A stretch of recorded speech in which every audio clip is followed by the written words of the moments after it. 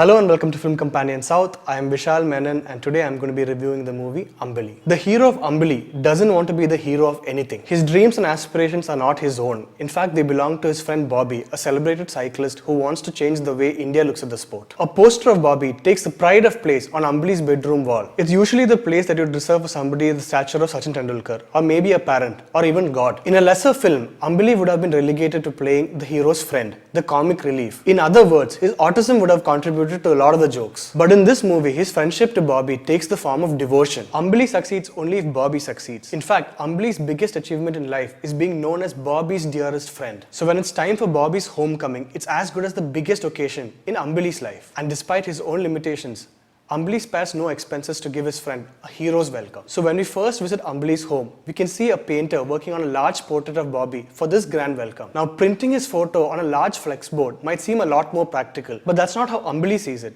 He perhaps wants to be a part of the process that makes his childhood friend larger than life, which is why it breaks our heart to see how Bobby looks at Ambili. As the town celebrates Bobby at this function, he can only look at Ambili as an embarrassing reminder of where he's come from. So, to get rid of Ambili from the scene, Bobby signals to his feet and asks Ambili to get him a pair of chappals. It's an indication of where he has placed his friendship. He wants to keep Ambili at his feet. So when Bobby's sister Tina confesses her love for Ambili, what Bobby feels isn't a friend's betrayal, because that would mean he considers Ambili an equal. Instead, Bobby's reaction feels more like disgust, because he doesn't even look at Ambili as a real person, leave alone a real man. It's this manliness that's implied when Bobby plans on riding his cycle from Kerala all the way to Kashmir. This is an event that's sure to make him a social media sensation and an even bigger star. Given that it's this ability that sets him above lesser humans like Ambili, Bobby can't believe his eyes when he notices that Ambili too has followed him on this journey. Now, despite the fact that both of them are attempting the same journey, the film does a great job in juxtaposing both their philosophies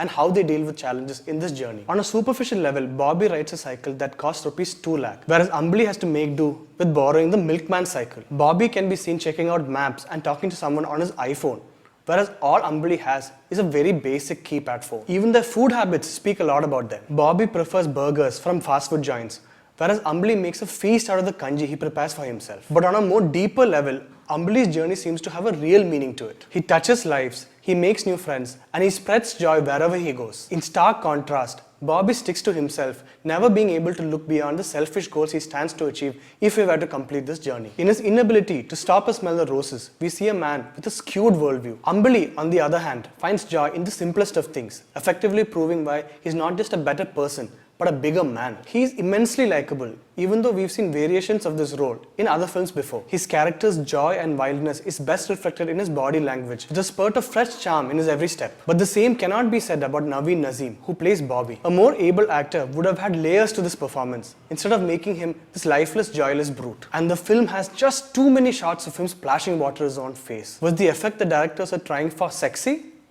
It didn't work for me. The film also pumps up its sentimental music, even when the scene is already brimming with life and energy. It's a film that would have worked just as well had it not taken itself so seriously. It has many wonderful moments, culminating in a really moving climax, but the film is just not satisfied with that. In short, the film works best as prose, even though it tries really hard to become poetry. So that's all for my review of Ambili. If you like this video, please hit like and subscribe to Film Companion South.